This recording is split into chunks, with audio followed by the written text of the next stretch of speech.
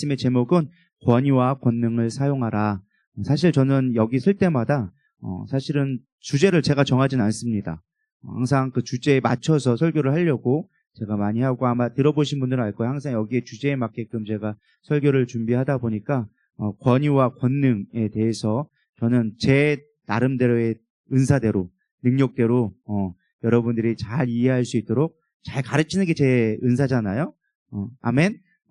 처음 오신 분들은, 저를 처음 보신 분들은 저 목사가 도대체 뭔 소리를 하나 그럴지도 모르겠지만, 저에게 주시는 은사는 엄청 불로 지르고 막 그런 것보다는 여러분들이 좀 잘 이해하고 정립할 수 있도록 하는 것이 제 은사라고 믿습니다. 그래서 오늘은 도대체 권위가 뭐고 권능이 뭐고 그걸 어떻게 사용하고 어떻게 받는 건데 라는 것들을 좀 우리가 정립하고 가는 시간이 됐으면 좋겠습니다.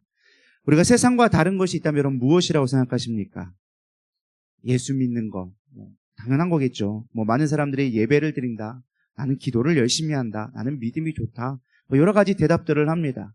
물론 어느 정도 맞는 말이지만, 그렇다고 우리가 세상과 그것들이 과연 구별되어지는 표징이 될까라는 생각을 해보게 되어집니다. 세상에 수없이 많은 종교에서도 여전히 예배하고 기도하고 그들의 믿음도 좋습니다. 물론 어느 정도 헌신과 봉사, 우리가 여러 가지 하지만 세상에서 말하는 그런 것과 우리가 과연 얼마나 구별될 수 있을까? 뭔가 다른 게 있어야 그들에게 뭔가 좀 다름을 보여줄 수 있는데, 과연 우리에게 다른 점이 무엇일까라는 생각을 좀 깊이 묵상하게 되어졌습니다. 많은 사람들이 거룩해야 된다, 구별되어져야 된다. 제가 해외를 다니면서요, 수없이 기독교와 비교를 하게 되어져요. 제가 얼마 전에 인도를 제가 이번에 안 갔지만은 지난번에 인도를 갔었고, 수없이 많은 나라를 가면서 불교, 힌두교, 이슬람, 무슬림, 수없이 많은 알 수 없는 종교들을 수없이 많이 봤는데, 그들의 종교적 헌신과 열정은 사실 우리의 어떤 열심과 어떤 믿음보다도 더 뛰어날 때가 많이 있습니다. 여러분, 이슬람은 하루에 꼬박 5번을 기도한 거 아십니까?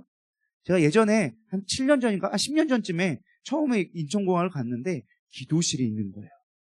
와, 기도실이 있구나. 대한민국 역시 좋은 나라야. 와, 대단한 나라. 저는 당연히 저의 생각으로 기도실이니까 그런 기도실이겠구나 생각을 했죠. 근데 그게 우리 때문에 만들어 놓은 게 아니에요. 이슬람들이 그냥 공항 안에서 시도 때도 없이 거기서 기도를 하니까 니들 여기서 민폐 주지 말고 저기 가서 기도해라 하면서 그들을 위해서 만들어 놓은 기도실이었다라는 것입니다.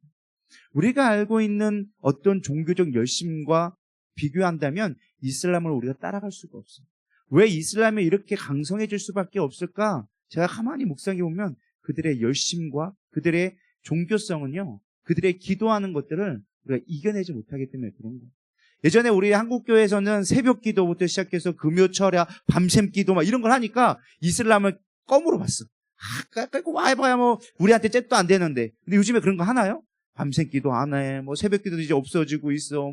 이런 기도의 능력들이 사라지니까 이슬람한테 쪽도 못 쓰는 거예요. 속직한 얘기로. 우리끼리 하는 말이에요.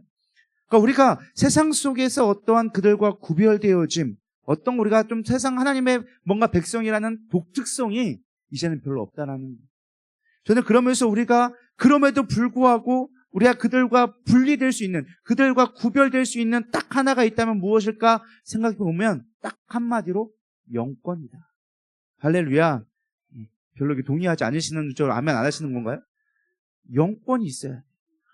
그들의 종교성이 있고 열심도 있고 헌신도 있고 때로는 존경할 만큼, 존경심을 느낄 만큼 그들의 경건함을 갖고 있다 할지라도 그들에게는 하나님이 부여해 주신 권위와 권능이 없다라는 거예요. 이 권위와 권능을 한마디로 추약하면 영권이 없다라는 것입니다. 우리는 영권을 가져야 되리라 믿습니다. 여러분들이 좋든 싫든 이 세상은 양육강식의 세상입니다. 힘 있는 자가 지배를 합니다. 특별히 그 이후에는 영적인 세계가 있죠. 공중권세 잡은 악한 영들이 이 세상을 지배하고 있습니다. 그렇기 때문에 이 세상에는 힘의 논리로 갈 수밖에 없어요. 왜? 마귀가 그 힘을 갖고 있으니까. 우리가 세상의 힘이 아니다 할지라도 우리는 영적인 힘을 갖고 살아가야 되리라 믿습니다. 지금 대한민국이 얼마나 혼돈 가운데 있습니까? 그 이유는 사실 딱 한마디로 얘기하면 누가 더 힘이 센가. 사실 이 싸움이에요. 내가 힘을 빼앗기면 내가 죽게 되니까 힘을 갖기 위해서 수단과 방법을 가리지 않고 지금 힘싸움하고 있는 거예요. 맞아요? 틀려요? 지금 힘싸움하고 있다니까요. 가만히 저는 저 정치도 모르고 다 모르지만 가만히 이렇게 뉴스를 들어보면 딱 하나예요. 여기 윤석열 대통령하고 지금 여기 이재명하고 서로 지금 누가 힘싸움하고 있냐. 누가 힘이 지금 조금이라도 한 번 삐끗하면 둘 중에 한 명은 죽게 생겼거든요. 그러니까 지금 힘싸움을 하고 있고 온 대한민국이 그 힘싸움의 여파에 지금 힘겨루기를 하고 있다라는 것입니다. 죽고 사느냐의 문제, 사느냐 죽느냐의 문제가 사실은 권세와 권위에 달려 있다라는 것입니다. 그렇기 때문에 우리는 이 세상을 다 알지 못한다 할지라도 우리는 힘이 있어야 된다라는 것이 분명한 사실이에요. 그렇다고 우리가 세상에 있는 어떤 정치적이나 돈이나 어떤 권력이나 그런 힘을 갖고 우리가 추구한다고 한다면 그들을 이겨낼 수가 없어요. 왜? 우리는 이제 거의 걸음마 수준 정도밖에 안 되지만 그들은 날아다니고 있거든요. 이길 수가 없어. 우리가 세상과 싸워서 이길 수 있는 방법은 세상의 힘과 논리로는 싸울 수가 없다라는 거. 우리가 다윗과 골리앗이 싸우지만 다윗이 만약에 창과 칼과 방패를 의지해서 싸웠다면 골리앗을 절대 이길 수가 없었어요. 그러나 다윗에게 있었던 건 뭐였어요? 영권이 있었다는 거예요. 만군의 여호와의 이름을 갖고 내가 나아가노라. 그거 갖고 싸우니까 골리앗도 이겨낼 수 있었다라는 것입니다. 우리가 싸워야 할 힘은 세상의 권력이 아니라 영권 갖고 싸워야 하는 거예요. 근데 우리가 맨날 영권 갖고 싸우려고 하지 않고 뭘로 싸우려고 하는 거예요? 세상의 힘으로 싸우려고 하니까 맨날 질 수밖에 없는 거예요. 패배할 수밖에 없다라는 것입니다. 그들은 모르지만 영권 있는 자의 기도가 세상을 움직인다라는 것을 우리는 깨닫기를 소망합니다. 세상은 몰라요. 세상은 영권이라는 걸 몰라요. 그러나 그 세상을 다스리는 힘은 결국에는 영적인 힘에 있다. 우리가 잘 이해하든 못하든 수없이 많은 학자들이 연구한 것 중에 하나가 스피리추얼 리더십이라고 얘기합니다. 영적인 리더십이 있다. 세상은 어떤 리더십을 얘기합니다. 지식적인 걸 얘기하고 어떤 논리적인 거, 어떤 과학 기술적인 거, 발전적인 거를 얘기하면서 그것이 세상을 이끌어간다 얘기하지만 결국 그들을 이끄는 건 영적인 리더십이라는 거예요. 믿으십니까? 그래서 제5의 세계는 결국엔 영적인 세계다. 세상을 결국 이끌어갈 사람들은 영적으로 탁월한 사람들이 이끌어가게 될 것이다 라고 많은 학자들이 예견을 하고 있습니다. 정보화 시대가 있고 기술 시대가 있고 여러 시대가 진보되고 있지만 발전되고 있지만 결국에는 영적인 세계가 우리 가운데 이 세상을 지배하는 시대가 온다. 그렇기 때문에 우리는 준비해야 될 것이 무엇이냐? 지식이 아니에요. 기술이 아니에요. 우리에게 필요한 건 영적인 센스를 만들어야 되는 거예요. 사람의 심령을 누가 알 수 있겠어요? 열 길은 알아도 사람 한 성은 모른다고 이 사람의 속에 있는 걸 누가 알 수 있겠냐는 거예요. 근데 나중에는 세상은 혼돈 속에 사람이 무엇을 위해 살아가는지 모를 만큼 혼돈 속에 살아간다는 거예요. 그들에게 온전한 길을 보여주고 그 사람의 심령을 꿰뚫을 수 있는 건 뭐다? 영권이다라는 거예요. 그렇기 때문에 우리는 영적인 권세가 필요하다라는 것입니다. 영권을 잃어버리니까 세상이 힘들어지고 원망스럽고 허망하여지고 소망이 없고 감사를 잃어버리고 기쁨이 없게 되어지는 거예요. 그러나 영권이 회복되면 두려움이 사라지고 감사가 회복되고 소망이 있고 삶의 목표가 또렷해지고 할렐루야. 할까 했는데 그래도 해주셔서 감사합니다. 늦을까 내가 일부러 조금 템포를 늦췄는데 잘 따라오셔서 얼마나 감사한지 모르겠습니다. 사단의 전략은요, 진짜를 가짜처럼 만들고 가짜를 진짜처럼 만드는 게 사단의 전략이에요. 사단은 세상의 힘이 진짜라고 여기게 만드는 거예요. 돈이 진짜다. 돈이 힘이다. 뭐니 해도 money다. 이렇게 막 우리에게 각인을 시키는 것이죠. 돈이 전부고 권력과 지식과 이런 것들이 세상의 스펙이 힘이라고 얘기합니다. 그러나 사실 돈이 진짜가 아니고 진짜 능력은 하나님께 있다는 걸 성경은 분명하게 보여줍니다. 사도행전 3장에 보면요, 베드로와 요한의 얘기가 나옵니다. 베드로와 요한이 성전을 향해서 올라가고 있었어요. 근데 성전에 보면 들어가는 입구 중에 가장 아름답다고 알려지는 미문이라는 게 있어요. 아름다울 밑자에 문자에서 아름다운 문, 성전에 들어가는 가장 아름다운 문 중에 하나인데 수많은 사람들이 그곳을 향해 들어갑니다. 근데 그 앞에서 안진뱅이 하나가 구걸을 하고 있는 거예요. 근데 안진뱅이들의 특징은 뭔지 아십니까? 눈을 잘 안 마주쳐요. 마주치면 쪽팔리니까. 안 그러겠어요? 저것도 그럴 것 같아요. 눈을 안 맞추고 한 푼만 줍시오. 이렇게 하고 한 푼만 줍시오. 이렇게 한단 말이에요. 근데 어느 날 때마치 딱 가다가 베드로와 요한이 가고 있는데 이 안진뱅이랑 눈이 딱 마주쳤네? 딱 마주치니까 얘도 민망하니까 그냥 뭘 줄까 하고 뜨게 보고 있는 거야. 야, 이거 뭐 주면 안 돼요? 막 이렇게 보고 있으니까 베드로와 요한이 갑자기 그 마음 가운데 하나님의 긍휼한 마음을 주셨어요. 그래서 이렇게 말합니다. 3장 6절에 베드로가 이르되 음과 금은 내게 없거니와 내게 있는 이것을 내게 주노니 나사렛 예수 그리스도의 이름으로 일어나 걸으라 하고. 아멘. 베드로는 얘기했어요. 은과 금이 내게 없거니와. 쉽게 말하면 뭐예요? 돈 없는데 그것 때문에 쫄지 않았다라는 거예요. 네가 돈 달라고 구하지만 세상은 돈 달라고 끊임없이 요구하잖아요. 고지서 날라오고 관리비 날라오고 뭐 날라오고 딱지값 날라오고 막 돈 달라고 세상은 난리잖아요. 근데 은과 금은 내가 없지만 난 예수 그리스도가 있다. 할렐루야. 아우 뭐 예수 믿는다고 뭐가 그게 해결되어져요? 뭐 고지서가 해결되나요? 여러분 해결 안 될 것 같처럼 보이지만 해결된다라니까요. 왜? 우리의 문제는 돈에 있는 게 아니기 때문에 그래요. 여기서 뭐라고 했어요? 지금 안진뱅이의 문제는 돈이 아니라 자기가 패배한 거예요. 나는 안진뱅이야. 일할 수 없어. 그러니까 사람한테 구걸해야지. 사실 안진뱅이라도 일할 수 있는 건 얼마든지 있을 거예요. 물론 그때 시대가 지금과 시대 좀 다르기 때문에 힘들겠지만 뭐 그때라고 뭐 안진뱅이라고 뭐 장애인 없었겠어요? 훨씬 많이 있었겠죠. 근데 이 안진뱅이는 뭐가 무너진 거예요? 지금 자존심이 아예 무너진 거예요. 자존감이 없는 거예요. 나는 할 수 없다. 나는 패배자야. 사람들이 도와줘야만 먹을 수 있어. 라는 그 관념 속에 있던 것이죠. 그래서 늘 사람들에게 구걸했어요. 그에게는 돈이 문제가 아니었어요. 그냥 먹고 살기 위한 방법으로 돈을 구걸했던 것뿐이에요.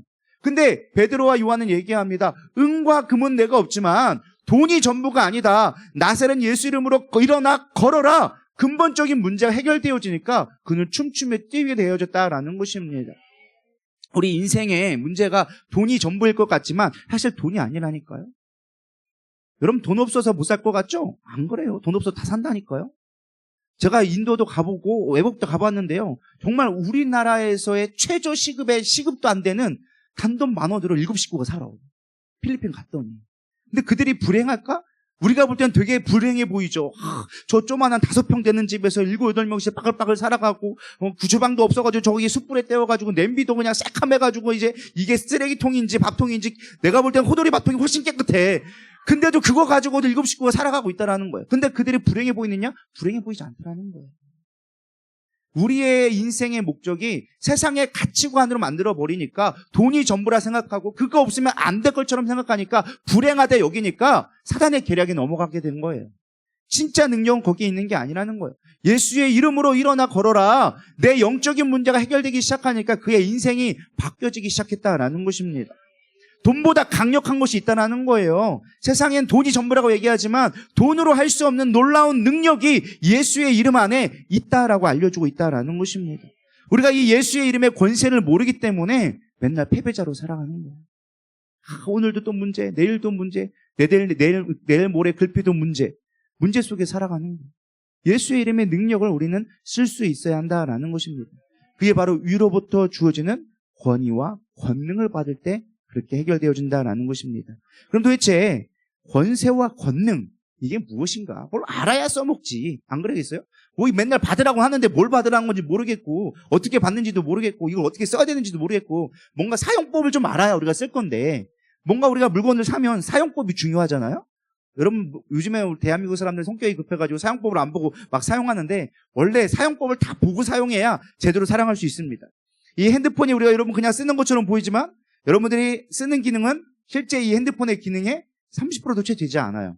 엄청난 많은 기능이 있는데 우리는 매번 업데이트가 되는데도 불구하고 몰라. 전화 받고 문자 보내고 카톡하고 끝. 그나마도 헷갈려가지고 은행 업무 하려면 정신없어. 야 이거 좀 해봐라. 이게 바쁘게 우리의 인생이 되어진 거죠. 왜? 설명서를 안 보니까. 설명서에 다 나와 있는데 우리는 안 보거든. 그러니까 모르는 거예요. 마찬가지예요. 우리가 하나님 우리에게 다 알려주셨는데 권세와 권위를 사용할 수 있는 권능을 사용할 수 있는 방법을 다 알려주셨는데 우리가 제대로 안 보니까 모르는 거예요. 그래서 오늘 여러분들에게 이걸 사용법을 좀 알려드리려고 합니다. 신약 성경에 권위와 능력이라는 단어가 정말 많이 나옵니다. 근데 우리 잘 모르죠. 정말 많이 나옴에도 불구하고 잘 몰라요. 특별히 우리가 능력이란 말은 조금 그래도 알아. 능력이란 뭐 성령의 권능, 뭐 권세, 능력, 은사 막 이런 거 하니까 조금 대충 눈칫밥으로도 이게 능력이겠구나라는 건 알긴 하는데 중요한 건 권위라는 말이 헷갈리기 시작하는 거예요. 권위나 권능이나 거기서 도찐개찐 우리는 읽을 때 말은 권위라고 있는데 그냥 권능으로 해석해서 읽어. 그냥 권인가 보다 권능인가 보구나. 같은 권씨니까 같은 거겠지. 뭐 이런 계열로 막 이렇게 보기 시작한다라는 거예요. 근데 성경은 자세히 봐야 돼요. 그게 똑같은 게 아니라는 거예요. 같아 보여도 비슷한 의미로 사용되지만 다르게 쓰여진다라는 것이죠. 권위라는 말은 엑수시아라는 말로 썼어요. 이걸 좀 표현하면, 영어로 표현하면 authority, 이거는 권위가 어떤 자격 조건을 얘기할 때 authority라고 얘기를 합니다. 그리고 권능은 dynamis, 어떤 힘, 영어로 말하면 power라고 얘기하죠. 여러분들이 쉽게 알 수 있는 말 중에 하나가 뭐가 있냐? 다이너마이트.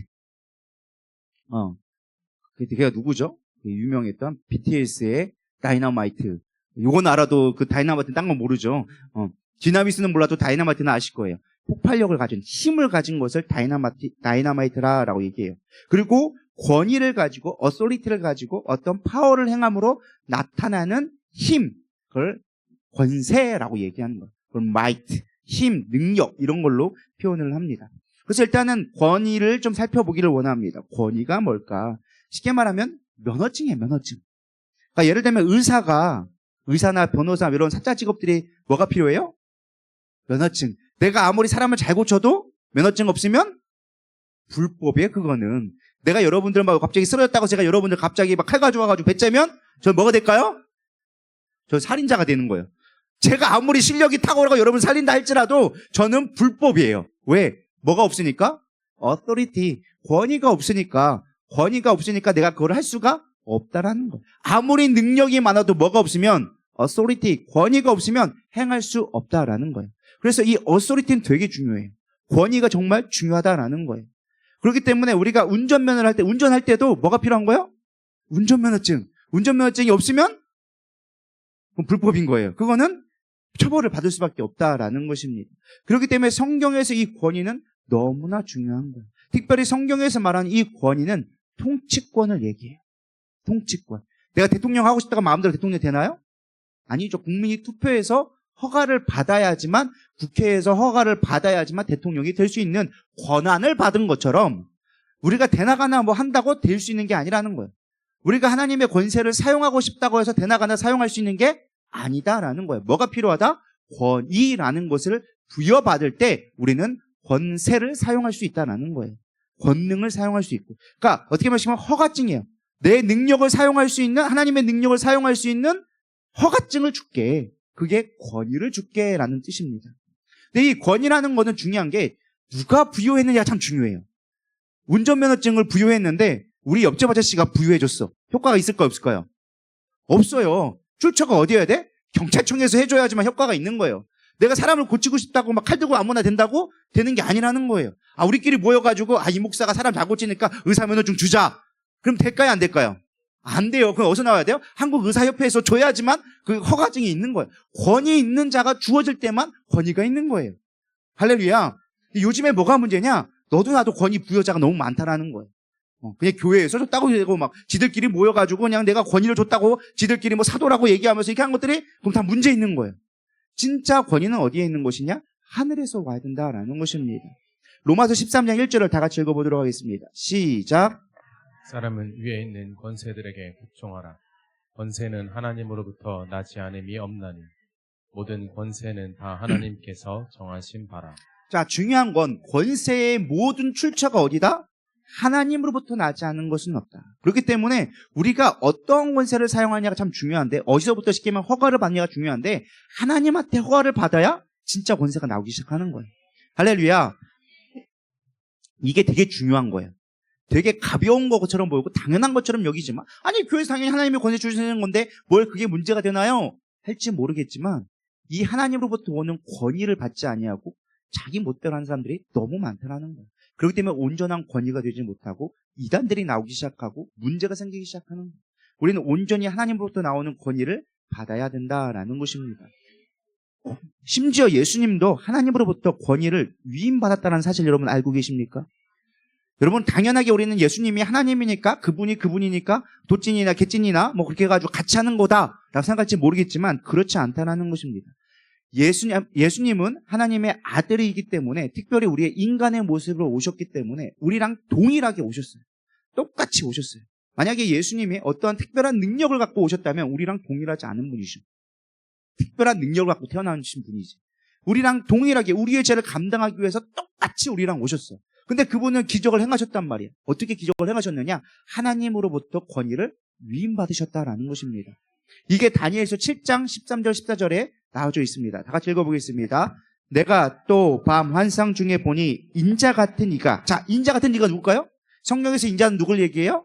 예수님을 얘기하죠. 예수님의 하늘 구름 타고 와서 옛적부터 항상 계신 이에게 나아가. 옛적부터 항상 계신 이가 누구예요? 하나님 앞에 나아가서 그 앞에 인도됨에 그에게 뭐를 받았다? 권세와 영광과 나라를 주고 모든 백성과 나라들과 다른 언어를 말하는 모든 자들이 그를 섬기게 하였으니, 하나님께서 뭐 한 거예요? 예수님이 그 앞에 오시자마자 뭐 한 거예요?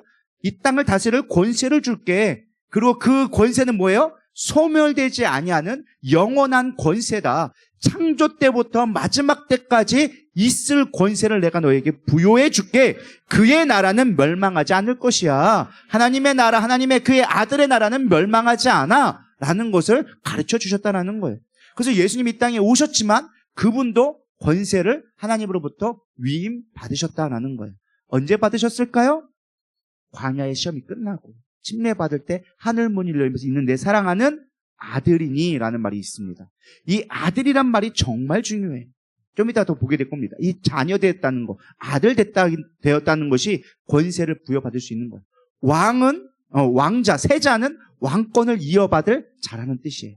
옛날에 조선시대에 가장 중요한 게 뭐예요? 세자 책봉이 참 중요했어요. 왜냐하면은 세자는 곧 왕이 될 사람이거든요. 왕의 자녀이기 때문에 받을 수 있다는 거예요. 누구나, 아무나 내가 받고 싶다고 받을 수 있는 게 아니라는 거예요. 아무리 똑똑하고, 아무리 지혜롭고, 아무리 가문이 빵빵해도 왕권을 받을 수가 없어요. 왜요? 누구만 받을 수 있는 거예요? 세자만, 자녀에게만 주어질 수 있다라는 것입니다. 그분이 하나님의 아들로서 권세를 받으셨어요. 그러면서 그 예수님이 마지막 그 왕권을 받으시고 우리에게도 위임하는 모습이 나옵니다. 내가 받은 것들을 내가 너에게 권세를 줄게. 그게 요한복음 12장 12절에 14절 말씀에 약속해 주신 말씀입니다. 다 같이 읽어보겠습니다. 시작. 내가 진실로 진실로 너에게 이르노니 나를 믿는 자는 내가 하는 일을 그도 할 것이요 또한 그보다 큰 일도 하리니 이는 내가 아버지께로 감이라. 너희가 내 이름으로 무엇을 구하든지 내가 행하리니 이는 아버지로 하여금 아들로 말미암아 영광을 받으시게 하려 함이라. 내 이름으로 무엇인지 내게 구하면 내가 행하리라. 아멘. 이게 나중에 이어질 권능과도 연결될 부분인데 예수님께서 뭐예요? 내가 한 것처럼 너희들도 권능을 받고 하게 되어질 것이야 라고 약속을 주셨죠. 그리고 그 약속이 언제 성취되어지느냐? 승천할 때 하나님이 하늘로 올려줄 때, 예수님이 하늘로 올려줄 때 우리 가운데 주십니다. 여러분 잘 알고 있는 말씀 마태복음 28장 18절 말씀 다 같이 읽어보겠습니다. 시작. 예수께서 나와 말씀하여 이르시되 하늘과 땅의 모든 권세를 내게 주셨으니, 할렐루야. 예수님께서 승천하시면서 이 모든 것을 내게 주셨으니 너희는 가서 제자를 삼아라. 내가 너희와 함께 하겠다. 그러니까 예수님이 말씀해 주셨어요. 내 권위를 너에게 줄 것인데 나보다 더 큰 일도 하게 될 것인데 언제 하느냐? 내가 보내는 성령이 너에게 함께 할 때, 내가 너와 함께 할 때 그 권세를 위임받아서 네가 사용할 수 있게 되어질 거야. 할렐루야. 그러니까 모든 권세의 출전은 어디다? 하나님이다. 근데 예수님이 이 땅에 오셔서 그 권세를 모든 것을 위임받으셨어요. 그 위임받은 걸 또 어떻게 하셨어요? 그의 제자들에게, 우리들에게, 교회에게 위임해 주셨다라는 것입니다. 따라서 우리는 하나님의 자녀라는 양자됨으로 말미암아 하나님의 권세를 얻게 되어지는 거예요. 온 만물을 다스릴 수 있는 권세, 예수의 이름의 권세를 말미암아 이 땅을 다스릴 수 있는 영권을 가질 수 있는 조건이 되어졌다는 거예요. 믿으십니까? 그 조건이 정말 중요한 거예요. 내가 아무리 능력이 있어도 이 권위가 나에게 주어지지 않으면 의무 아무것도 없다라는 거예요. 그거는 가짜야. 이단이야. 믿으십니까? 저기 불교에서도 병 고쳐요. 믿거나 말거나. 고친다니까요. 다른 데서도 이단들 다른 종교에서도 병 고치는 거 해요. 근데 권위가 없어요. 생명을 살릴 수가 있는 게 아니라는 거예요. 여러분, 이집트에 있는 제사장들도 세 가지는 따라했어. 그러나 그 뒤에 거는 따라할 수가 없었어. 생명을 취하는 그 생명의 주관자 앞에서는 그들이 쪽도 내밀지 못했다는 거예요. 우리에게 중요한 건 하나님의 자녀가 되는 권세로서 그것이 주어진다라는 것입니다. 이게 제가 하는 말이 아니라 요한복음 1장 12절에 잘 나와져 있어요. 우리 한번 찾아보도록 하겠습니다. 시작. 영접하는 자, 곧 그 이름을 믿는 자들에게는 하나님의 자녀가 되는 권세를 주셨으니, 뭘 줬다고요? 자녀가 되는 권세를 주셨다라는 거예요. 그러니까 자녀에게만 권세가 위임되게 되어져 있다라는 거예요. 근데 그게 어떤 자냐? 그 이름을 믿는 자. 그 이름은 누구예요? 이름은 뭐예요? 예수 그리스도를 온전히 믿는 자는 권세를 얻게 되어진다. 그러니까 여러분들은 믿음으로 말미암아 뭐 한 거예요? 권세를 받게 되어진 거라는 것입니다. 이제 출전을 알겠죠? 쉽게 말하면 우리는 뭐예요? 믿음으로 말미암아, 구원받음으로 말미암아 면허증을 딴 거예요. 이 땅을 다스릴 수 있는 면허증을 취득하게 되어진 거예요. 축하드립니다. 여러분 취득하셨습니다. 할렐루야. 면허증 땄다는데 뭐 이렇게 불만인 사람들은 뭐 방법 없어요. 뭐 제가 보니까요, 면허증을 따도 운전하지 않으면 장롱면허라고 하더라고요. 쓸모없는 면허증이 되어지는 거예요. 의사 면허증이 있어도 사람 안 고치면 아무 쓸모 없어요.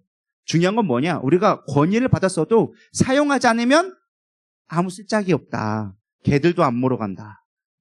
개들도 안 물어. 개들도 이렇게 면허 줘봐야 개들은 냄새 맡고 그냥 흔들고 도망가. 마찬가지라는 거예요. 하나님이 주신 권세를 받았음에도 불구하고 사용하지 않으면 아무 짝이 쓸데없다라는 거예요. 그러니까 여러분들은 하나님 나라를 세워가기 위해서 이 권세를 사용해야 된다. 권위를 사용할 수 있어야 된다라는 것입니다. 그래서 가장 중요한 건 내 정체성을 잃지 않아야 돼요. 아, 나는 하나님의 자녀다. 하나님의 이 땅을 다스릴 수 있도록 통치권을 주셨다. 창세기 1장에 보면 하나님 주신 복이 있잖아요. 중요한 복이 뭐예요? 이 땅을 다스려라, 충만해라, 번성해라. 이게 하나님 우리에게 주신 권세예요. 가장 큰 권세예요. 그걸 누려야 된다라는 것입니다. 뭐 꼭 번성하라고 해서 꼭 애만 많이 낳는 거냐? 물론 그것도 중요한 거지만 영적인 자녀도 낳아야죠. 할렐루야. 다스릴 수 있는 권세도 있어야 되고 여러분 가운데 그런 능력이 터지기를 축복합니다. 그래서 이 권위를 사용하기 위해서 꼭 필요한 게 뭐다? 권능이 필요한 거예요. 믿으십니까? 내가 의사면허증을 짰는데 사람을 못 고쳐. 권능이 없는 거야. 그러면 의사 노릇 할 수 있을까요? 없을까요? 없어요. 내가 아무리 의사면허증 있고 면허증 따도 운전을 못하면 의미가 없다라는 거예요. 이해가 가시죠? 여기에 있어요. 운전면허 따가지고 아직까지 차 못 걷는 사람들도 있거든요. 왜 그래요? 이미 면허증은 땄어. 어설리티는 있는데 중요한 거는 내가 능력이 없는 거예요. 그래서 능력을 받아야 돼. 그래서 성경 말씀에는 이 능력을 받으라라고 얘기합니다. 그래서 권능은 쉽게 말해서 아까도 얘기했지만 파워. 이 파워는 신약에서 120회나 이야기해주고 있습니다. 권능은 위로부터 부여받는 거예요. 우리가 해야 되는 것도 있겠지만 우리가 할 수 있는 능력도 있지만 특별히 영적인 일에는 영권에서는 우리가 육권이 아니라 육적인 힘이 아니잖아요. 체력이 아니잖아요. 그렇죠?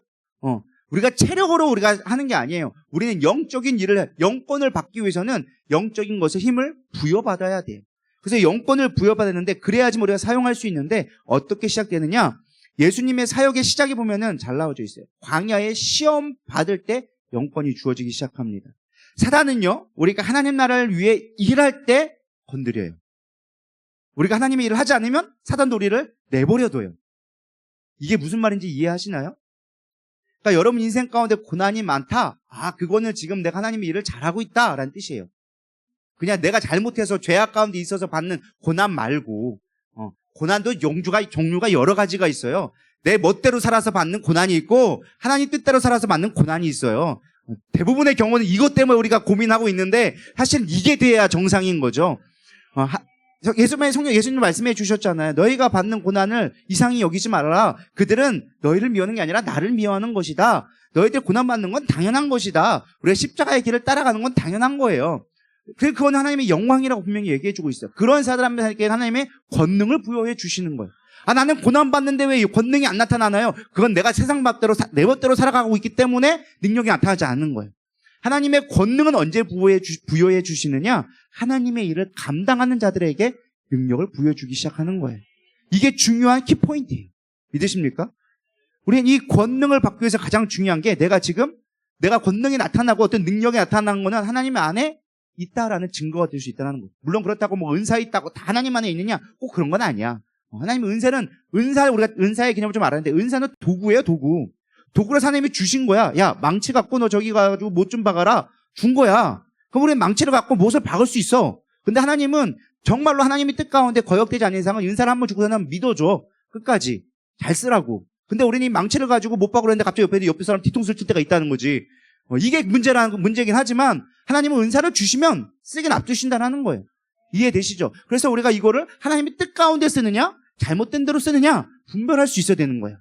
은사 받았다고 나 망치 있다고 까불면 다 죽어. 이거는 문제가 된다는 거예요. 할렐루야.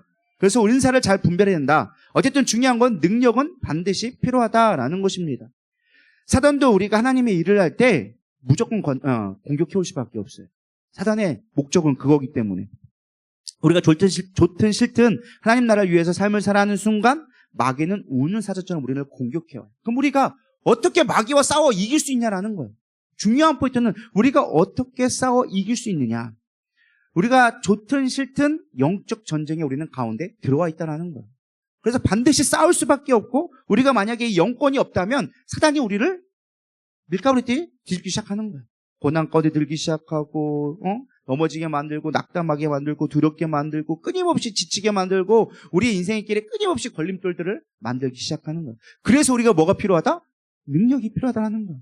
그것들을 이기고 나가려면 뭐가 필요하다? 능력이 필요하다라는 것입니다. 사단에게 종노릇하지 않고 사단의 밥이 되지 않기 위해서 생명을 빼앗기지 않기 위해서 우리는 반드시 영권, 능력이 필요하다라는 것입니다. 그래서 요한복음 10장 10절에 보면은 사단의 계략이 나와요. 사단의 최종 목적이 나옵니다. 다 같이 읽어보겠습니다. 시작. 도둑이 오는 것은 도둑질하고 죽이고 멸망시키려는 것뿐이요 내가 온 것은 양으로 생명을 얻게 하고 더 풍성히 얻게 하려는 것이라. 아멘. 사단은 뭐다? 여기서 나오는 도둑은 예수님이 비유적으로 얘기한 거예요. 사단이 하는 일은 뭐냐? 도둑질하고 멸망시키고 죽이는 것뿐이다. 도둑질한 건 뭐예요? 잃어버린 영혼들 뺏어가는 거예요. 그거밖에 그게 사단들이 하는 일이다. 근데 내가 온 것은 양으로 생명을 얻게 하고 풍성히 얻게 하려는 것이다. 믿으십니까? 사단의 목적은요, 우리를 죽이는 거예요. 그러니까 우리가 하나님 일을 하지 않으면 우리 이미 죽은 거랑 똑같으니까 건들 필요가 없어서 안 건드는 것 뿐이에요. 그게 좋다라고 하면 안 돼요. 세상 멋대로 살았는데 전혀 불편함이 없더라. 그거 좋은 거 아니에요. 사단이 너는 이미 죽은 놈. 분류를 하자면 너는 이미 죽은 놈. 건들 필요도 없어. 네 맘대로 살아. 그러다가 지옥 가면 끝이야. 믿으십니까? 근데 우리가 주님 뜻대로 살려면 안 되겠네. 너 빨리 여기로 돌아야지 하면서 고난을 주기도 하고 힘들게도 만들고 낙담하게도 만들고 흔들기 시작하는 거예요. 근데 그걸 이겨내기 위해서 필요한 게 뭐다? 권능이 필요하다라는 것입니다. 그렇기 때문에 우리는 권능을 무조건 받아야 돼요. 무조건 사용할 수 있어야 돼요. 우리가 영권이 없으니까 아까도 얘기했지만 시험 들고 낙담하고 넘어지고 고통받고 아프고 물질 없다고 흔들리는 일들이 거기서 나오는 거예요. 그래서 이번에 주제가 뭐예요? 권능으로 옷 입어라. 이 옷 입다라는 말도 여러분들 좀 헷갈려 할까봐 좀 표현해드리면 이 옷 입다라는 것은 구약의 관용적인 표현이에요. 이건 뭐냐? 임재를 상징할 때 옷 입다라는 표현을 해줘요. 그러니까 권능으로 옷 입다라는 것은 권능으로 임재해줬다라는 거예요. 뭐가? 성령님께서. 할렐루야. 그래서 권위는 우리가 아까 양자되어서 하나님의 자녀가 되는 어떤 어소리티, 자격증이 되어졌다면 이제는 우리가 권능으로 받아서 이제 그 능력을 사용할 수 있도록 해야 된다는 거예요. 근데 그게 그냥 나오는 게 아니라 중요한 건 성령으로 말미암아 되기 시작한다라는 것입니다. 그게 어디 나오냐? 사도행전 10장 38절 다 같이 읽어보겠습니다. 시작. 하나님이 나사렛 예수에게 성령과 능력을 기름 붓듯 하셨음에 그가 두루 다니시며 선한 일을 행하시고 마귀에게 눌린 모든 사람을 고치셨으니 이는 하나님이 함께 하셨음이라. 아멘. 아까도 했죠. 옷 입다라는 것은 임재의 상징인 거야. 함께함을 얘기해 주고 있어요. 여기 보면 재미있는 게 참 표현이 나와요. 하나님이 그의 아들 예수에게가 아니라 나사렛 예수라고 얘기했어요. 인간적인 모습을 얘기해 주는 거거든요. 하나님이 예수님에게 성령과 능력을 기름 붓듯 하셨습니다. 성령과 능력을 부어주셨다라는 거예요. 성령에서 참 재미있는 표현은 무엇이냐? 같은 급으로 썼던 거는 거의 같은 거라고 보시면 돼요. 뭐 꼭 그런 건 아니지만 거의 대부분 그래요. 성령과 능력이 같이 가기 때문에 성령과 능력을 기름 붓듯 부어줬다라고 얘기하는 거예요. 이게 다른 거를 부어줬다라는 게 아니라 같은 게 되어진 거예요. 여기 우리가 잘 이해할 수 있는 대표적인 하는 게 물과 성령으로 침례를 받았다. 그럼 물은 받고 성령으로 어떻게 침례를 받아? 이게 아니라 성령으로 같이 임하는 그 사건을 얘기할 때 이야기해 주는 거예요. 이해가 되시죠? 그래서 성령과 능력으로 부어졌다라는 것은 우리가 능력을 받기 위해서는 반드시 뭐가 필요하다? 성령의 충만함을 받아야 된다라는 것입니다. 성령의 충만함으로 말미암아 우리는 권능을 행할 수 있게 되어지는 거예요. 내가 행하는 게 아니라 그분으로 말미암아 행하게 되어진다라는 것입니다. 물론 그분이 주시는 도구, 은사를 통해서 우리가 행할 수 있게 되어지지만, 우리의 자의적으로 행할 수 있게 되어지지만, 가장 그 은사의 능력의 권위의 능력은 성령님으로 말미암아 오게 되어진다라는 것입니다. 이때 아까도 얘기했지만, 이때 중요한 것은 무엇이냐? 능력 행함의 목적이 분명해야 돼요. 아까도 얘기했지만 도구를 주셨어. 근데 이거를 하나님께서는 못 박으러 줬는데 이거를 딴 데다 쓰고 있다. 그럼 하나님께서 안 기뻐한다라는 거예요. 우리가 어떤 능력을 행할 때 가장 중요한 건 하나님의 뜻을 이루기 위해서 사용되어져요. 그게 이렇게 박든 우리한테 맡겨진 거야. 그러나 이 준 목적은 분명하게 깨달아야 된다라는 것입니다. 그래서 우리가 이것들을 잘해야 돼요. 사실 이 능력은 어마어마한 능력이 있습니다. 마치 속된 말로 얘기하면 성경 말씀이 뭐라고 하냐? 무엇이든지 구하면 이루어지리라고 얘기할 만큼 우리 속된 말로 도깨비 방망이처럼 능력이 있으면, 영권이 있으면 삶의 방법 자체가 바뀌게 되어져요. 믿으십니까? 심지어 성경 말씀에 나와 있지만 날씨까지도 움직이시고 문제가 해결되게 하시고 병자를 고쳐주는 거 그냥 기본으로 깔고 들어가는 거고, 뭐 귀신 쫓아내는 거 이런 거는 당연히 그냥 가는 거예요. 그러니까 우리의 인생 자체가 바뀔 수, 엄청난 에너지를 얻게 되어지는 거예요. 엄청난 파워를 갖게 되어지는 게 권능을 받게 되어졌을 때 그런 일이 일어나는 거예요. 예수님께서 제자들을 보냈을 때 너희들은 권능을 받아라. 그래서 받았어. 그들이 얘기해서 놀래잖아요. 우리가 기도했더니 귀신들이 떠나갑니다. 막 기뻐가지고 떠들어가지고 막 왔죠. 근데 예수님이 딱 뭐라고 할게요? 야, 귀신 쫓아난 것도 기뻐하지 말고 너의 이름이 천국에 기록된 걸 가지고 기뻐해라. 권능이 그만한 능력이 있다라는 거예요. 막 제자들이 신나가지고 우와, 우리도 할 수 있습니다. 대단합니다. 우리도 할 수 있다니까요? 우리에게 주셨다니까요? 아멘 하신 분들만 그런 능력을 나타나기를 축복합니다. 능력 주셨다니까요? 믿는 자에게 능력을 주신다니까요? 믿는 자에게 권한을 주셨고 능력을 주신다라는 거예요. 그걸 잘 사용해야 된다는 거예요. 근데 문제는 그걸 잘못 사용하면 안 되는 거예요. 마태복음 7장 22절 23절 그날에 많은 사람이 나더러 이르되 주여 주여 우리가 주의 이름으로 선지자 노릇하며 주의 이름으로 귀신을 쫓아내며 주의 이름으로 많은 권능을 행하지 아니었나이까 하리니 그때 내가 그들에게 밝혀 말하되 내가 너희를 도무지 알지 못하니 불법을 행하는 자들아 내게서 떠나가라 하리라. 귀신 쫓아내는 게 중요한 게 아니라는 거예요. 그러니까 권능의 가장 중요한 목적이 뭐냐를 잊지 말라는 거예요. 권능하면 엄청난 능력이 우리 가운데 일어난다니까요. 여러분 진짜로 권능 제대로 받으면 부자 될 수도 있어요. 별로 안 믿으시나 보네. 그러니까 여러분들이 뭐가 안 일어나는 거예요. 믿는 자에게 능치 못할 일 없다는데 안 믿으니까 안 되는 거예요. 믿으면 부자 될 수 있어요. 저는 그렇게 믿어요. 근데 그게 하나님의 뜻이냐라는 걸 물어봤을 때 별로 아닌 것 같다는 거죠. 이해가 되시나요? 하나님이 내가 부자 되는 건 그게 하나님의 뜻과 상관없는 것 같아. 가만히 보면. 물론 필요에 따라서 물질을 부어주시긴 하셨어요. 전 이제까지 밥을 별로 굶어본 적이 별로 없어요. 20대 때 잠깐 빼놓고는. 내가 생각만 하면 먹을 건 다 주셔. 그러니까 이제는 그거 갖고 별 걱정은 안 해. 왜? 내게 필요한 거를 채워주시는 분은 하나님이 다 알고 계시니까. 근데 중요한 건 무엇이냐? 내 욕심으로 구하는 것은 하나님이 듣지 않으시더라는 거예요. 그러니까 능력이 있으면 그것도 채워주셔. 믿으십니까? 엘리야 봐보세요. 능력이 있으니까 지 욕한다고 곰 불러다가 찢어 죽이잖아요. 우리 인간적으로 볼 때 참 싸가지 없는 놈이에요. 그 욕했다고 어떻게 애들을 그냥 찢어 죽여. 안 그래요? 인간적으로 볼 때는 참 사악하고 어떻게 그럴 수 있어 라고 해야지만 권세가 있으니까 능력이 있으니까 할 수 있다라는 거예요. 권능은 그만 능력이 있는 거예요. 여러분 인생 자체가 달라지는 거예요. 그걸 시시하게 여기면 안 된다니까요.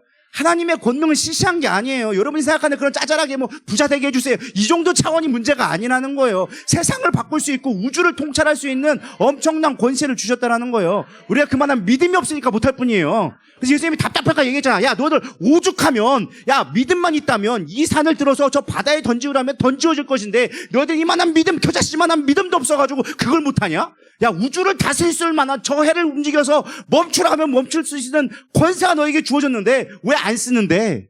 왜 믿음이 없는데? 왜 믿음이 없는 것들을 하면서 예수님이 끊임없이 얘기했다니까요? 제자들에게 책망했던 건 딴 게 아니에요. 능력 없다 책망한 거 아니었어요. 믿음 없다고 책망했지. 우리도 마찬가지예요. 믿음이 없는 거예요. 믿음이 있으면 권세 주세요. 능력 주세요.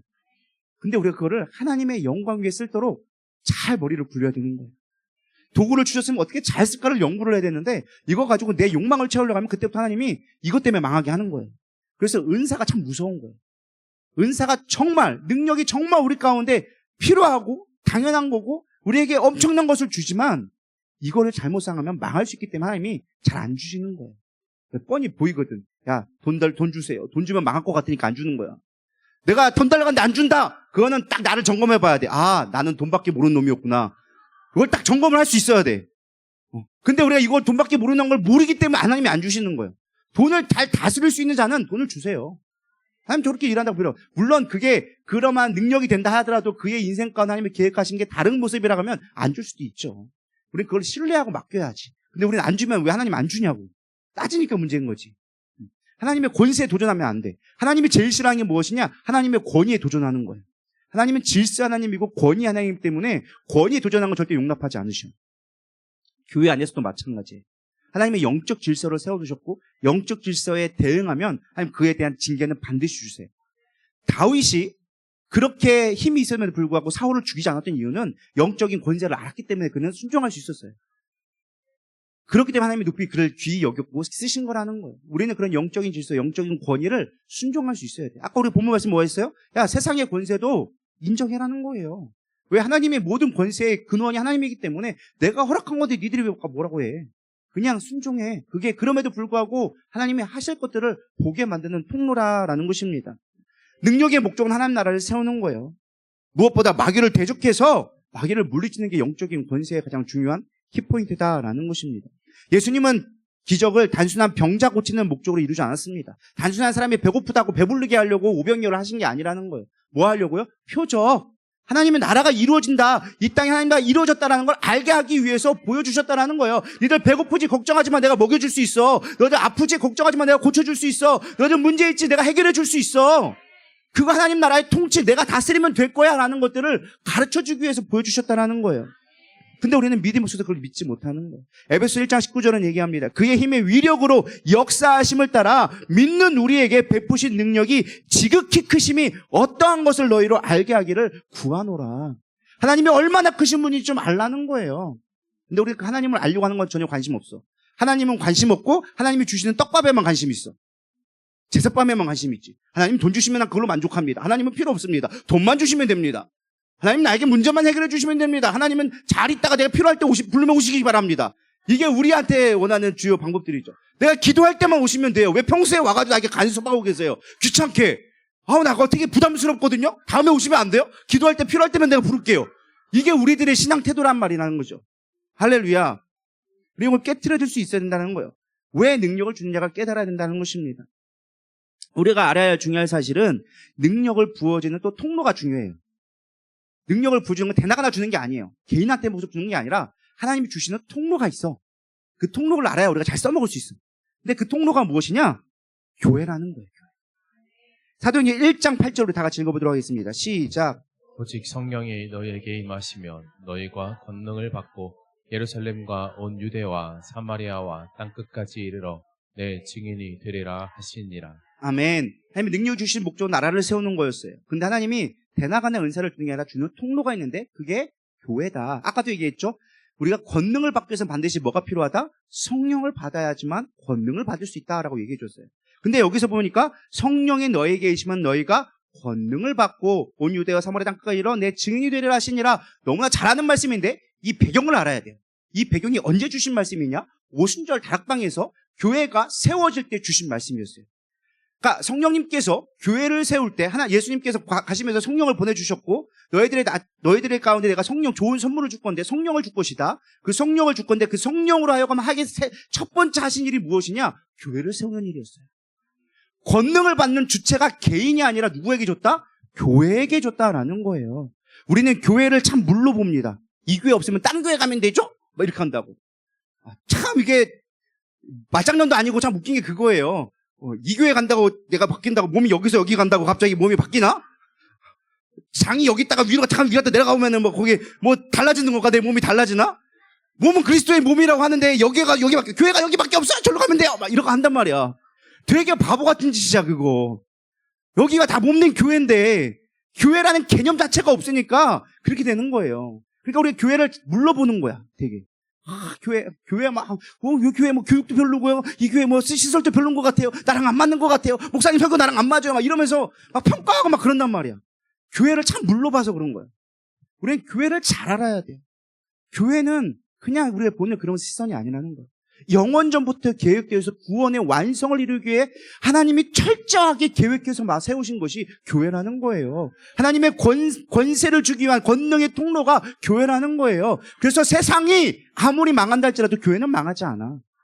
이 땅에 교회는 망할 수 있어. 지역적인 교회는 있다가 몇백 년 지나면 없어질 수 있어. 그러나 영원한 하나님의 몸된 교회, 우리가 교회를 건물로 이야기하니까 헷갈리기 시작하는 거예요. 교회는 건물이 아니라는 거예요. 그리스도의 믿는 자들의 모임, 우리의 믿음의 모임이 교회라는 거예요. 그 교회는 절대 망하지 않는다라는 거예요. 마태복음 16장 18절에 얘기합니다. 내가 내게 이르노니 너는 베드로라. 내가 이 반석 위에 내 교회를 세우리니 음부의 권세가 이기지 못하리라.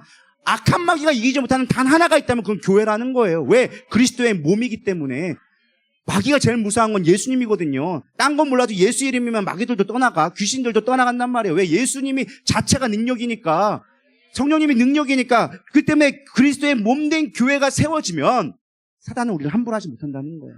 근데 우리가 권능을 사용할 때 교회를 세우는 목적이 아니라 자기의 영광을 세우려니까 문제가 되기 시작하는 거예요. 우리가 권세를 받으려면, 권능을 사용하려면 그건 딱 하나, 교회를 세울 때 권능이 임해지기 시작한다는 거예요. 믿으십니까? 권능이 있어요. 그러려면 우리가 온전히 교회를 세우는데 몸부림쳐야 돼요. 우리 누리다 교회뿐만 아니라 여기 계신 모든 분들이 가서 교회를 세울 수 있는 자가 되기를 소망합니다. 인간적으로 보면 교회 개판이죠. 솔직히 여기 뭐 멀쩡한 사람 누가 얼마나 있겠습니까? 다 자기 생각대로 살아가고, 다 자기 멋대로 살아가고, 목사가 잘나느니 못했느니, 뭐 교회 기관이 어땠느니, 뭐 시스템 어땠느니, 평가가 막 인간적인 모습이면 참 연약하죠. 연약할 수밖에 없지만, 그럼에도 불구하고 교회는 강하다.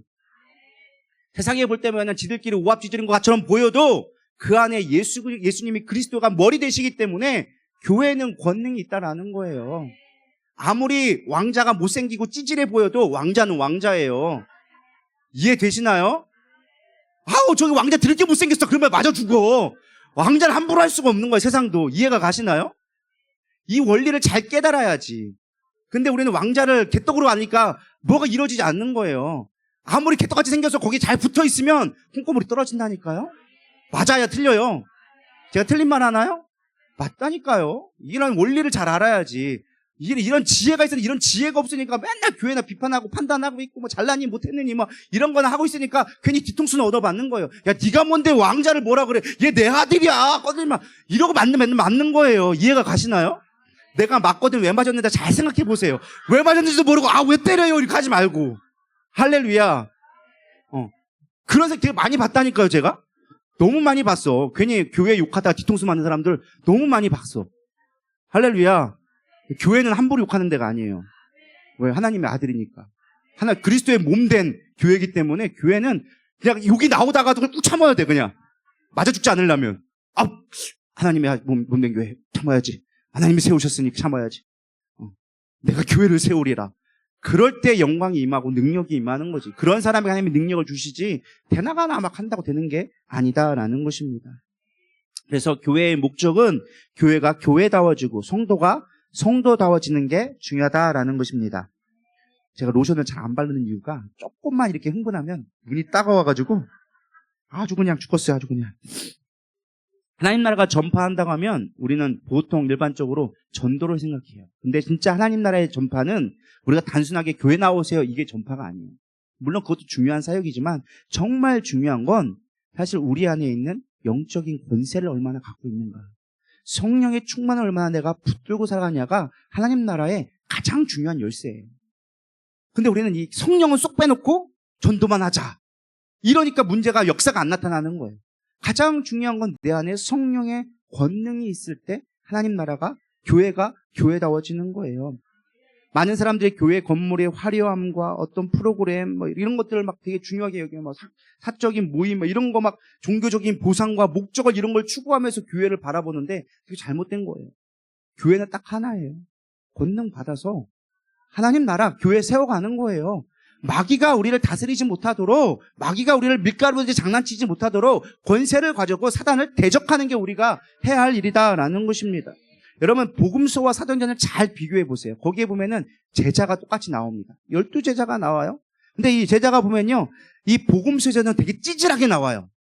잘 봐보세요. 죄송스러운 표현이지만 좀 찌질해요. 막 이상한 말하고 못 알아듣고 예수님이 야 뭐 예를 들어서 나는 이제 곧 가리라. 어디 가시는데요? 내가 어디 가는데 왜 못 가는데요? 막 이딴 얘기는 하고 있단 말이죠. 못 알아들어요.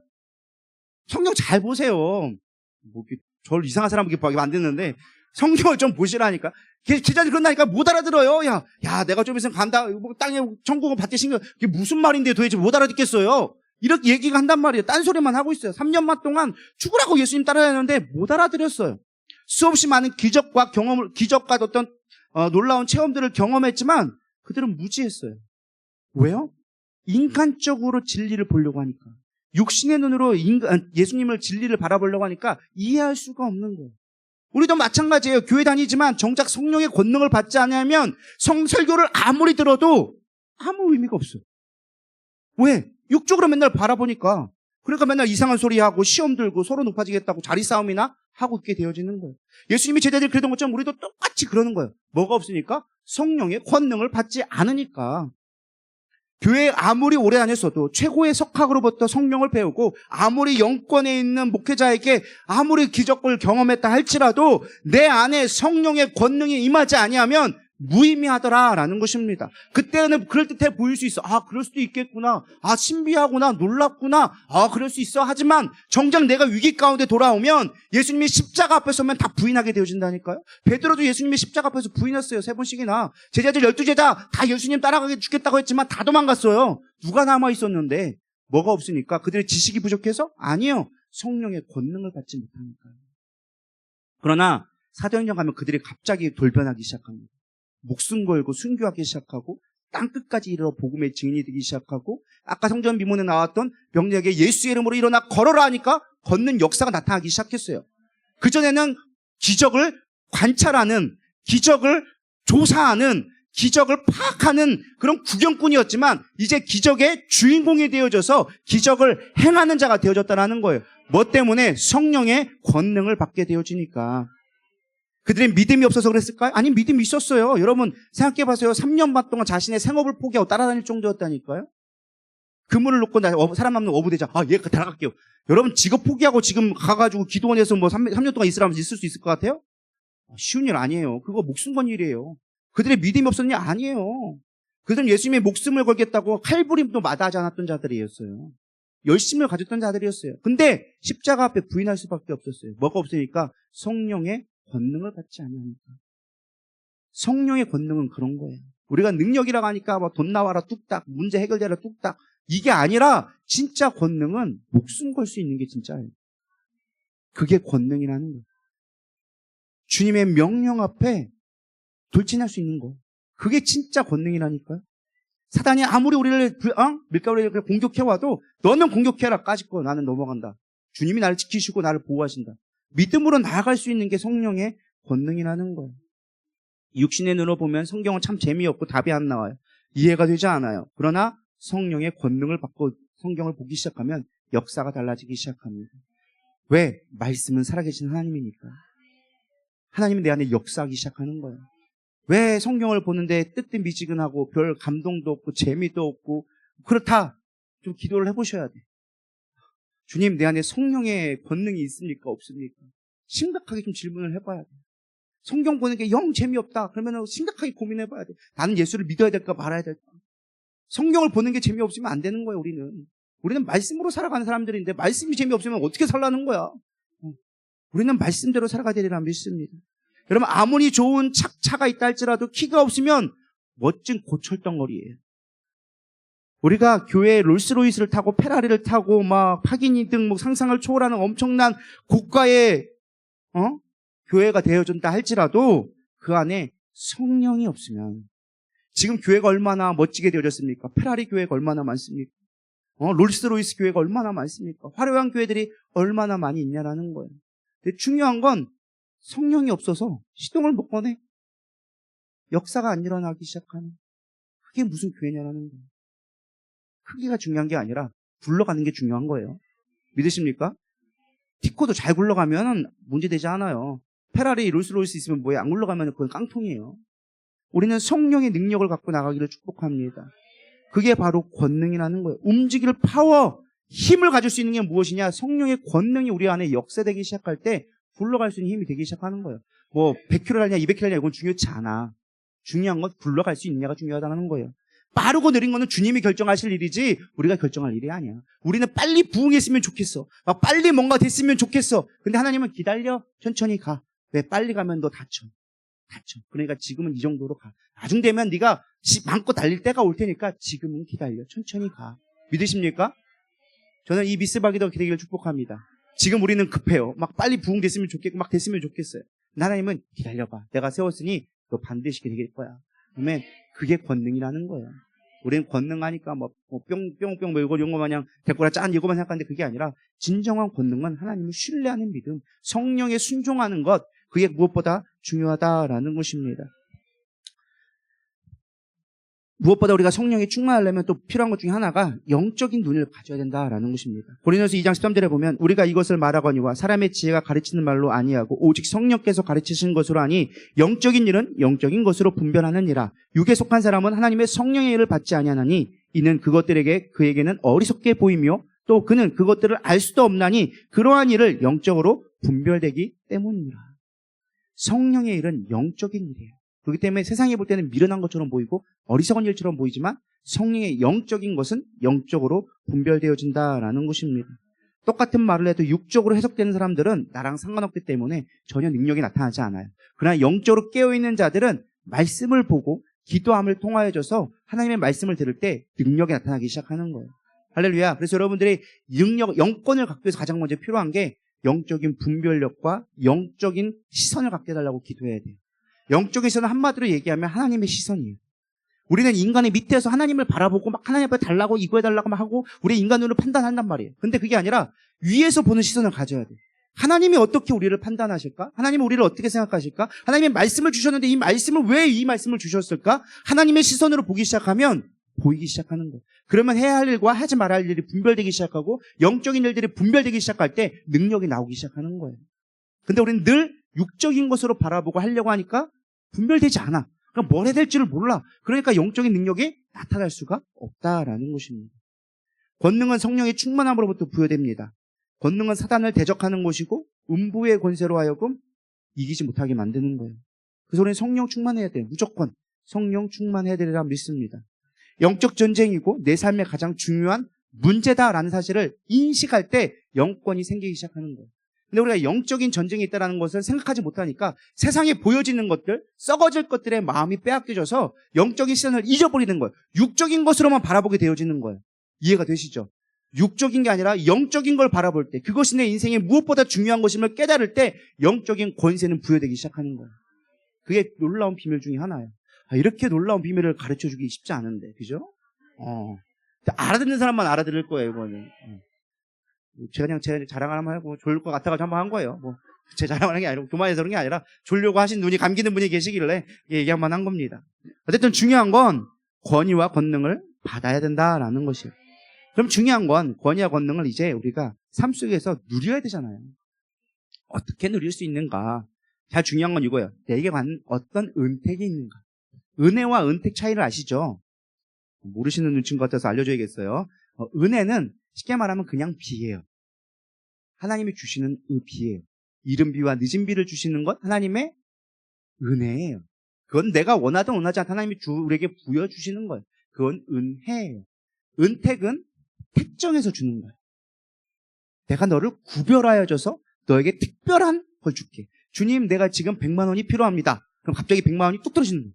물론 모든 사람들에게 돈을 줄 수 있지만, 하나님이 이 땅 가운데 돈을 줄 수 있지만, 나에게 지금 100만 원이 필요한데 하나님이 나에게 은택을 주셔서 100만 원을 사용할 수 있도록 사람을 붙여주시고 그 돈을 쓸 수 있는 지혜를 주게 하는 것들이 은택이다라고 생각하면 돼요. 그러니까 쉽게 말하면 은혜는 조금 포괄적이고 보편적이라고 한다면 은택은 또 꼭 집어가지고 너한테 줄게. 이게 은택이라고 보면 될 거예요. 중요한 건 권위와 권세를 누리는 우리는 은택이 필요하다라는 거예요. 아까도 얘기했지만 권위는 사실 믿는 자들에게 주어지는 사실 보편적인 거예요. 그러나 능력은 대나가나 주지는 않아. 믿으십니까? 의사 면허증이 발급됐다고 해서 대나가나 좋은 의사가 되는 건 아니에요. 의사도 의사마다 클래스가 좀 있어. 페이도 달라. 대학병원 그 교수하고 저기 지방에 있는 쬐만한 일반 병원의 의사하고는 갭이 좀 달라. 왜? 스킬이 다르니까. 우리도 능력에 따라서 다르긴 합니다. 그래서 그 능력을 잘 해야 돼요. 근데 그 은혜가 주는 능력들이, 혜택들이 있는데 어떤 혜택들이 있느냐? 뭐 사실 그거 쓰는 방법들을 얘기하려면 되게 많이 가니까 시간이 이미 많이 갔어요. 9시 넘어서. 제가 이 부분은 나중에 또 기회가 되면 넘어가고 일단은 중요한 거. 그래서 우리가 뭘 누리는데 이걸 봐야 되니까 중요한 건 천국을 소유하게 되어진다라는 거예요. 마태복음 10장 1절 다 같이 읽어보겠습니다. 시작. 예수께서 그의 12제자를 부르사 더러운 귀신을 쫓아내며 모든 병과 모든 약한 것을 고치는 권능을 주시니라. 자, 권능을 받았을 때 나오는 효과가 있어요. 대표적인 것들이 뭐가 있어요? 더러운 귀신을 쫓아내며 모든 약한 것들을 고치신다. 병든과 약한 것들을 고치신다. 회복해 하시는 능력이 대부분 권능에서 나오는 기본적인, 가장 보편적인 하나님이 주시는 권능 중에 하나예요. 근데 이 말씀이 마태복음 12장 28절에 두 장만 넘어가면 조금 바뀌게 되어져요. 놀라운 방법으로. 한번 읽어보겠습니다. 시작. 그러나 내가 하나님의 성령을 힘입어 귀신을 쫓아내는 것이면 하나님 나라가 이미 너희에게 임하였느니라. 아멘. 자, 3단 문법을 좀 해보겠습니다. 자, 권능이 임하면 모든 병과 약한 것을 고친다. 성령이 힘입어서 귀신을 쫓아내면 하나님 나라가 임했다. 그럼 뭐예요? 권능은 곧 뭐다? 하나님 나라가 너희 가운데 임했다. 정리가 되시나요? 이 정도 논리 정도는 할 줄 알아야 돼요. 이거 옛날에 제가 논리야 놀자 초등학교 2학년 때 봤던 책에서 나오는 거예요. A, B, B, C는 A는 C다. 이게 나오는 거. 그러니까 하나님은 뭐 했어요? 권능을 주셔서 병든 자와 약한 자를 고치게 하셨는데 그게 성령에 힘입어서 그런 일이 일어나면 이미 하나님 나라가 너희에게 임한 것이다. 그러니까 쉽게 말하면 권능의 가장 중요한 역할은 악한 마귀를 대적해서 사단의 권세로부터 사망의 결계로부터 너희를 자유롭게 하는 것이다. 너희가 이제 하나님의 통치를 받는 것이다. 이게 너희에게 있어야 될 권능의 가장 중요한 은택이다라는 거예요. 우리는 하나님 나라를 갖게 되어지는 거예요. 권세가 천국의 열쇠라는 거예요. 이 사실을 사람들이 잘 몰라. 내가 교회 열심히 다니면, 내가 열심히 봉사하면, 내가 열심히 섬기면 난 천국 가겠지. 근데 나는 성령을 못 받았어. 성령의 권능을 몰라. 그럼 천국 가기 힘들다는 거예요. 이해가 되시죠? 권능을 받아야 천국이 너희 것이 될 수 있다라고 성경은 분명하게 가르쳐주고 있어요. 물론 믿음으로 가는 나라죠. 근데 믿는 자에게는 권위가 주어지고 권위 있는 자에게는 권능을 또 부여준다라고 성경이 가르쳐주니까 우리는 권능을 받아야 되리라 믿습니다.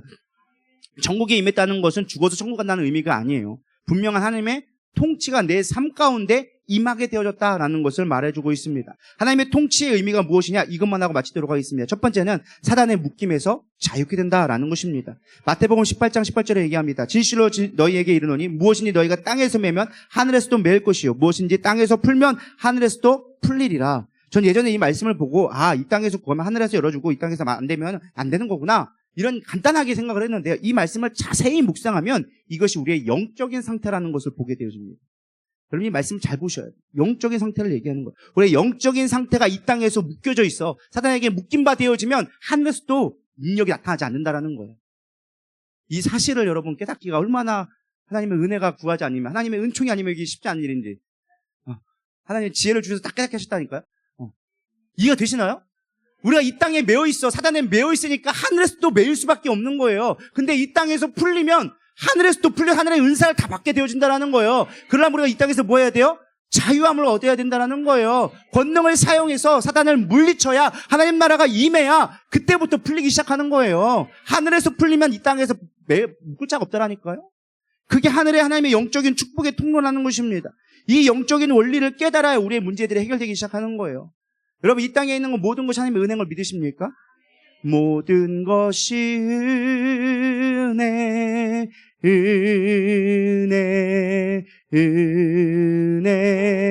한없는 은혜 내 삶에 당연한 것 하나도 없었던 것을 모든 것이 은혜였어. 하나님이 은혜를 주시지 않으면 우리 이 땅에 살아갈 수가 없다는 거예요.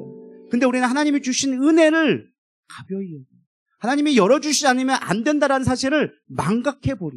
내가 뭘 해봐야지, 내가 뭘 노력해봐야지. 여러분 그걸로 되는 게 아니라는 거예요. 이 땅의 권세를 가지고 이 땅에서 사단의 권세를 풀어냈을 때 하늘에서도 열려서 우리의 문제가 풀려지기 시작한다는 거예요. 사단은 우리를 이 땅에 매여서 사단의 올무로 음부로 끌고 가는 게 사단의 목적이에요. 죽이는 게 사단의 일이라는 거예요. 근데 우리는 사단의 권세를 가지고 하늘로부터 오는 권세를 가지고 사단을 대적할 때 하늘로부터 오는 은혜를 누리게 되기 시작하는 거예요. 그게 풀리는 역사예요. 다른 데 있지 않아요.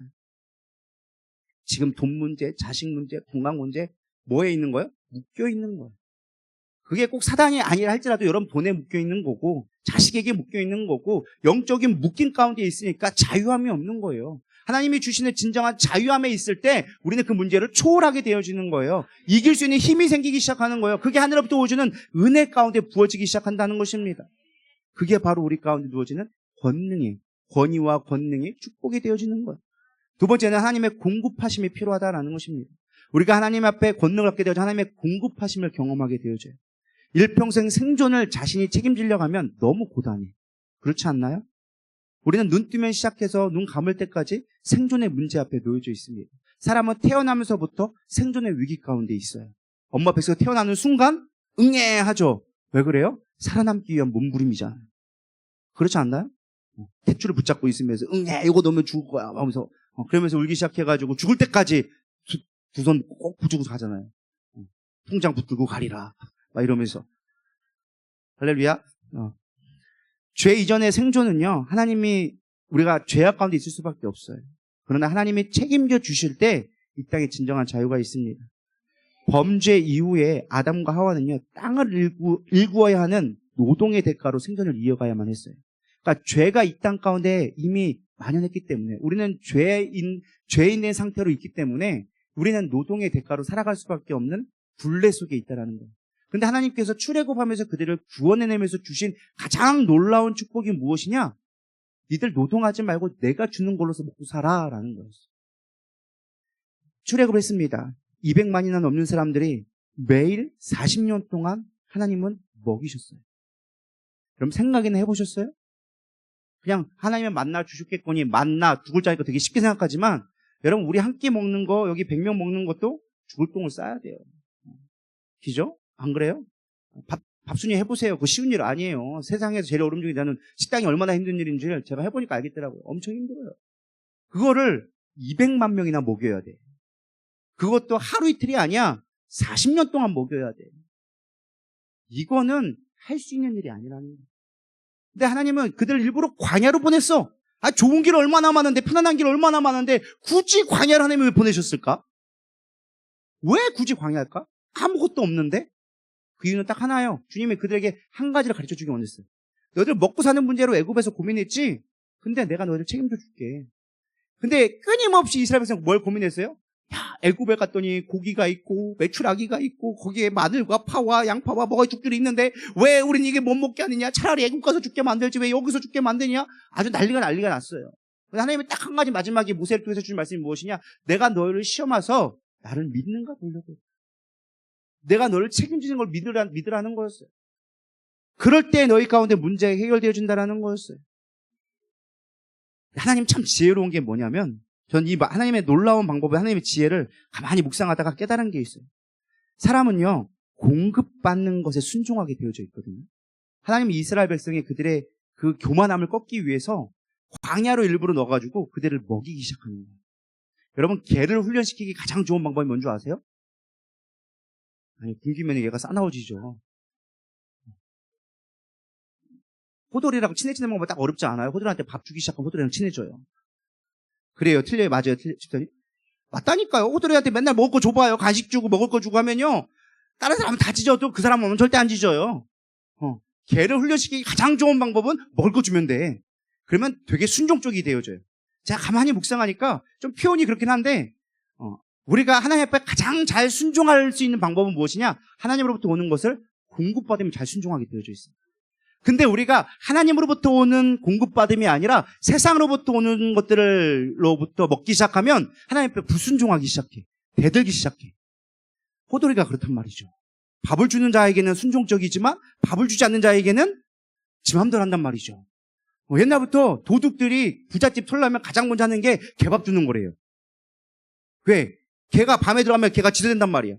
근데 걔한테 밥을 주기 시작하면은 냄새를 알고 사람의 보다 몇백 배가 좋으니까 그 사람이 오면은 좋아해서 꼬리 흔들고 있다라는 거야. 도둑이 왔다고. 그럼 그 다 털어간다는 거야. 뭐 짖지를 않아. 왜? 순종시키기 가장 좋은 게 먹이는 거거든요. 반대로 생각해 봤어요. 하나님이 우리에게 잘 순종할 수 있는, 우리가 하나님 앞에 제일 잘 순종할 수 있는 방법은 하나님의 공급하심을 경험하면 돼요. 그렇다고 우리가 개처럼 하나님이 먹을 걸 줘가지고 순종, 이런 표현이 아니라 그냥 제가 묵상하는 가운데 깨달아진 거예요. 그런 느낌이 들더라고요. 아, 우리가 하나님에게 순종할 수 있는 최고의 방법은 다른 방법 아니다. 뭐 기적해는 거, 개도요 고쳐준 거 고맙다고 하는데 지사들 도망가. 중요한 건 매일 먹을 걸 주는 자에게 순종하게 되어져 있어요. 우리는 하나님의 공급해주시는 것을 공급받기 시작할 때 순종하게 되어집니다. 그럴 때 권능이 나오기 시작하는 거예요. 우리는 하나님이 주시는 것들로 먹고 살기를 축복합니다. 하나님의 공급하는 훈련이 되지 않으면 진정한 자유함을 누릴 수 없어요. 세상을 이길 힘이 없어요. 세상으로부터 우리는 계속 먹잖아요. 세상에 공급한 걸 우리는 그거에 익숙해져 있단 말이에요. 그 입맛에 길들여져 있는 거예요. 그러니까 정말 하나님이 주시는 거에 대해서 우리는 개갈스러운 거예요. 만족스럽지 않아. 우리가 언제까지 이 하찮은 음식을 먹을 수 있겠습니까? 우리에게 고기를 주십시오. 하나님이 주시는 그 놀라운 은혜를 잊어버리는 거예요. 우리가 하나님이 주시는 은혜에 익숙해지기를 소망합니다. 하나님이 주시는 그 은혜를 늘 누릴 수 있어야 된다라는 것입니다. 그건 하나님과의 관계 속에서 나옵니다. 관계 속에서. 말씀을 정리합니다. 이 땅에 수없이 많은 분열이 일어나고 있어요. 하나님의 권세 아래 우리가 있음을 깨달아야 되리라 믿습니다. 지금 이 땅의 경제가 참 어렵잖아요. 근데 우리가 하나님 경제 회복해 주세요. 제가 막 예전에 이렇게 기도했거든요. 근데 요즘에 가만히 기도하고 설교를 준비하다 깨달은 게 무엇이냐? 하나님 경제를 회복시켜 주세요라가 아니라 하나님이 책임자이십니다. 하나님이 주관자이십니다. 하나님의 만왕의 왕이십니다. 당신의 통치가 이곳에 임하게 하여 주시옵소서. 잘 살고 못 사는 것, 우리가 삶에 좀 편안하고 뭐 순탄한 것, 이것보다 더 중요한 건 당신이 우리의 왕이 되셨는가를 주목하는 게 더 중요하다라는 생각이 들었습니다. 돈 벌게 해주세요보다 더 중요한 게 당신이 나의 주인입니까? 당신이 이 땅의 주인이시 맞다면 내가 그분 당신의 아래 순복하게 하여 주시옵소서.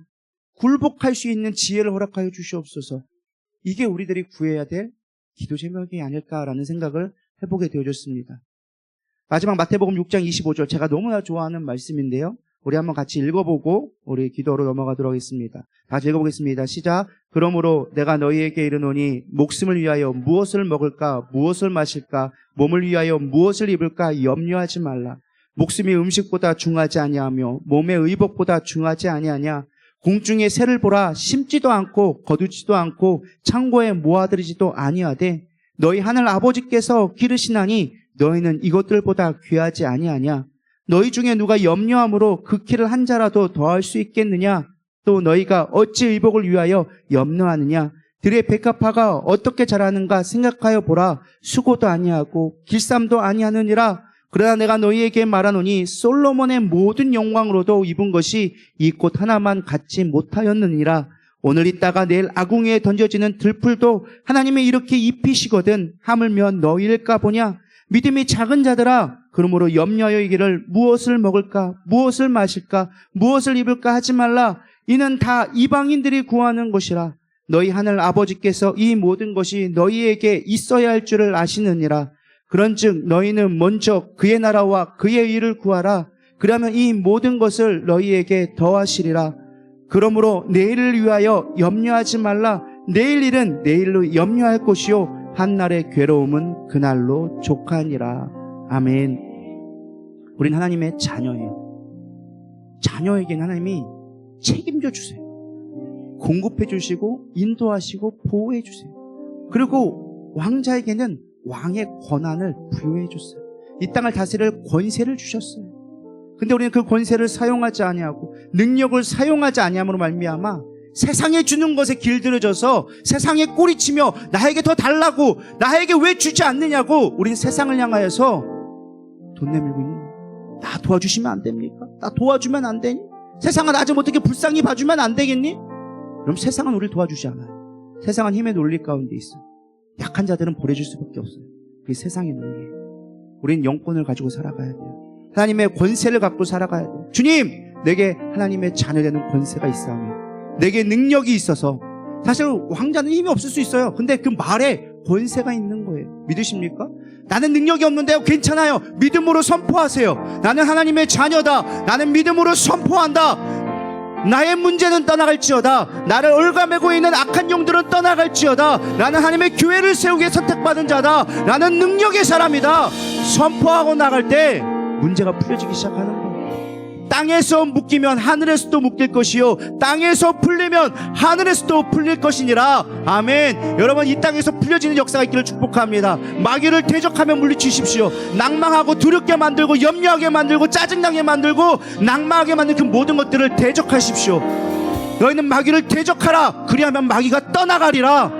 그것이 능력이에요. 근데 마귀에게 져서 나 못해요, 안 돼요, 왜 나 안 돼요, 우울해요, 힘들어요. 이미 된 거예요. 왕의 자녀로서 선포하세요. 두려워할 것이 없어요. 아이고 죽으면 죽는 거지 뭐 주님이 이 땅에 보내주셨는데 뭐 데려간 것도 그분의 권한이지. 생명 내 게 아니라니까. 내가 죽고 싶다고 죽는 것도 아니에요. 하나님의 권한 안에 있는 거예요. 그분의 권세 아래 있는 거예요. 그분의 능력 아래 있기 때문에 그분에게 순종하며 그분 안에 들어가 있으면 되는 거예요. 그것이 능력이에요. 그것이 통치예요. 우리 그분의 능력을 찬양하며 우리 기도로 나가도록 하겠습니다.